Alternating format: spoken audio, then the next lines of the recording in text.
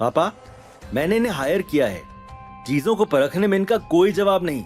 भले ही मनिक भाई ने नक्श को इससे पहले कभी नहीं देखा था, लेकिन उन्होंने नक्श के बारे में काफी रूमर्स सुने थे। नक्श ने बारीकी से उस पेंटिंग को देखा और आधे मिनट के अंदर ही उसके चेहरे पर चमक आ गई थी। अपने काम को जारी रखते हुए उसने पीछे मुड़कर मिस जूली को देखा और बोला, इसका कितना मांग रहे हैं? 10 करोड़। ठीक है, कीमत सही है। जब नक्श ने देखा कि उसे अनिका की तरफ से कॉल आ रहा है तो उसके चेहरे पर और भी गहरी मुस्कान आ गई थी। मनिक भाई ने गहरी सांस ली और नाखुश होते हुए मिस जूली की ओर देखते हुए कहा, तुमने इसे हायर किया और कोई नहीं मिला? यहाँ पर बहुत सारे लोग हैं, लेकिन सिर्फ आपकी तरफ से ही मुझे बेस्ट जजमेंट सुनने को मिला। तुम्हें ऐसा क्यों लगता है कि इस पेंटिंग का 10 करोड़ रुपए देना चाहिए? क्या खास है इसमें? Fake painting. मनिक सर, मैं जानना चाहता हूँ कि क्या आपने काली घाटी के बारे में सुना है? क्या? यह बिल्कुल नहीं हो सकता। दरअसल मनिक भाई को काली घाटी के बारे में सब कुछ पता था। काली घाटी के ऊपर भीमताल है और उसके बाद पार्वती बाग। लेकिन क्या ये पेंटिंग काली घाटी में बनाई गई है? सिर्फ चित्र में काली घाटी होने से ये तो नहीं कि उसे काली घाटी में ही बनाया गया है। काली घाटी में जो पेड़ है उसकी छाल काफी मोटी है, लेकिन ये पेपर तो बहुत पतला है।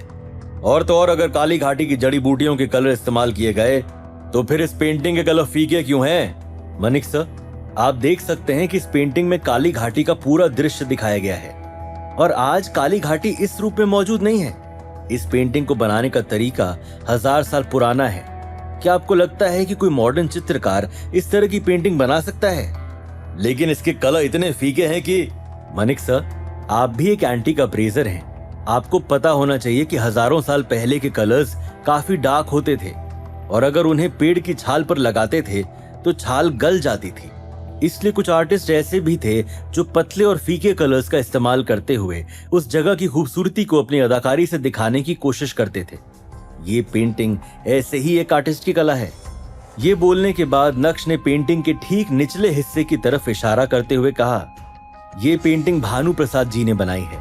आपको तो उनका सिग्नेचर मूव पता ही होगा।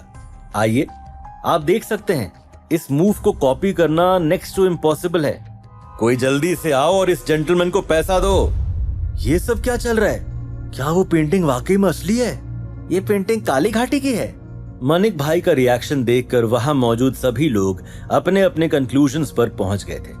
पल्लवी, जो अभी भी उधर ही मौजूद थी, ये सब जानकर और देखकर उसका शरीर कांपने लगा था। मिस जूली को भी कुछ समझ में नहीं आ रहा था कि अचानक से उसके पिता को क्या हो गया है। पापा, आर यू सीरियस? अरे, तुम अभी तक खड़ी क्यों हो? ये काली घाटी की पेंटिंग है। जल्दी करो और उन जेंटलमैन को सारा पैसा अभी ट्रांसफर करो। मैं नहीं चाहता कि वो अपना मन बदल ले। नक्श को इतना तो पता चल गया था कि उस आदमी को पेंटिंग के बारे में कोई नॉलेज नहीं थी, क्योंकि अगर होती तो वो इतने सालों पुरानी पेंटिंग जिसे भानु प्रसाद जी ने बनाई थी उसे सिर्फ 10 करोड़ रुपए में नहीं बेचता। इसकी मार्केट वैल्यू कम से कम 50 करोड़ रुपए होगी, ऐसा नक्श को लग रहा था। और इसी के साथ मनिक भाई फिर से मेन हॉल की तरफ बढ़े। नक्श, मैंने एक्सपेक्ट नहीं किया था कि तुम इतने टैलेंटेड हो। तुम्हारी वजह से मैं आज बहुत ग्रेटफुल महसूस कर रहा हूँ। ज्यादा कुछ नहीं, लेकिन कम से कम तुम्हारे ग्रैटिट्यूड के लिए मैं तुम्हें इनाम तो दे ही सकता हूँ। आपका बहुत बहुत शुक्रिया मनिक सर। मुझे भी बहुत खुशी है कि मैं देसाई फैमिली के साथ काम कर रहा हूँ। जूली, तुमने सही आदमी को हायर किया है। हालांकि तुम अभी बहुत जवान हो, लेकिन तुम्हारी एबिलिटी बहुत ही आउटस्टैंडिंग है। आज की रात मैं तुम्हें ट्रीट देना चाहता हूँ। क्यों ना हम ड्रिंक से शुरुआत करें? सर, शायद मैं आपके मूड को अपसेट करने वाला हूँ। मुझे और भी कई सारे काम हैं, तो हम आज की रात साथ नहीं बैठ पाएंगे। लेकिन अपनी इस गलती को भुलाने के लिए अगली बार मैं आपको मेरी तरफ से ट्रीट दूंगा। कोई बात नहीं, बिजी इंसान को मैं कभी नहीं रोकता।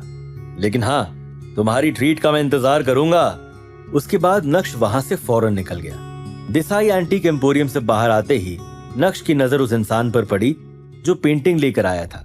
वो किसी से कॉल पर बात कर रहा था और तभी नक्श का फोन फिर से बजा।